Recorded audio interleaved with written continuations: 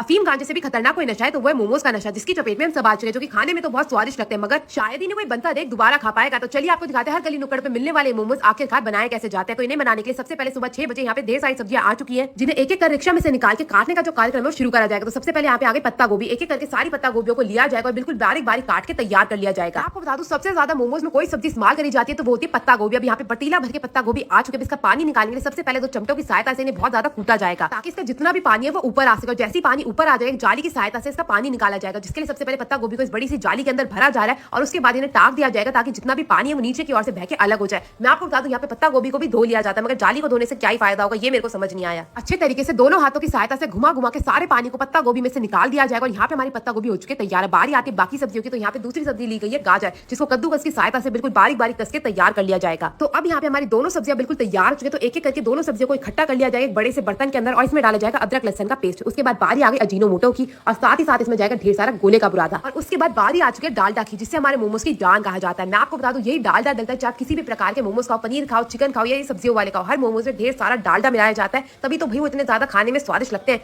डालडा और अजीनोमोटो का सारा खेल होता है। अब सारी सब्जियों को मिला लिया, अब दूसरी तरफ बारी आती है यहाँ पे मैदा लेने की, तो यहाँ पे मैदा का कट्टा खुल चुका है, मैदा में मिलाया जाएगा ढेर सारा नमक और नमक के साथ साथ इसमें डाला जाएगा पानी। नमक, पानी और मैदा को अच्छे से गूंथ के यहाँ पे तैयार करा जाएगा और ये कार्य सबसे ज्यादा कठिन होता है, क्योंकि इसमें देखना होता है ना तो ये ज्यादा पतला हो जाए ना ही ज्यादा मोटा हो जाए, तो मैदा को बड़े देखभाल के गूंदा जाता है। यहाँ पे आप देख सकते हैं तीनों के तीनों भैया लगे हुए मैदा को गूंदने में, एक एक करके सारी की सारी मैदा को गूंद के यहाँ पे तैयार कर लिया जाएगा और ढक के छोड़ दिया जाएगा 2 घंटे के लिए। अब 2 घंटे के बाद इस गुंदी हुई मैदा को लिया जाएगा, इसको छोटे छोटे टुकड़ों में काटने का जो कार्यक्रम है वो शुरू करा जाएगा। यहाँ पे आप देख सकते हैं इसके 4 टुकड़े करे गए हैं। अब इसे एक टुकड़े को लेकर अच्छे से दोनों हाथों से मला जाएगा, गूंदा जाएगा और इसे बिल्कुल चपटा कर लिया जाएगा। चपटा करने के बाद इसे दोबारा से और चपटा करा जाता है और उसके बाद इसके लंबे लंबे से टुकड़े काट के तैयार कर लिए जाते हैं। अब ढेर सारी सूखी मैदा इन पे छिड़क के इन टुकड़ों को इकट्ठा करके एक तरफ रख लिया जाएगा। एक एक करके इन टुकड़े को लिया जाएगा और इसे बेलने का जो कार्यक्रम है शुरू करा जाएगा। तो सबसे पहले से बिल्कुल सांप के आकार का बेल लिया जाता है और उसके बाद इसके छोटे छोटे टुकड़े करे जाते हैं, जिसके लिए यहाँ पे 3 टुकड़े मैदा के ले लिए गए। अब इसे चाकू की सहायता से बिल्कुल छोटा छोटा काट के तैयार कर लिया जाएगा। ये जो आप टुकड़े देख रहे हैं ना यही बनते हैं हमारे मोमोज। तो यहाँ पे ढेर सारे टुकड़ों को दोबारा से सूखी मैदा में डाला गया। अब एक एक टुकड़े को लिया जाएगा, बेला जाएगा और बेल के इकट्ठा कर लिया जाएगा।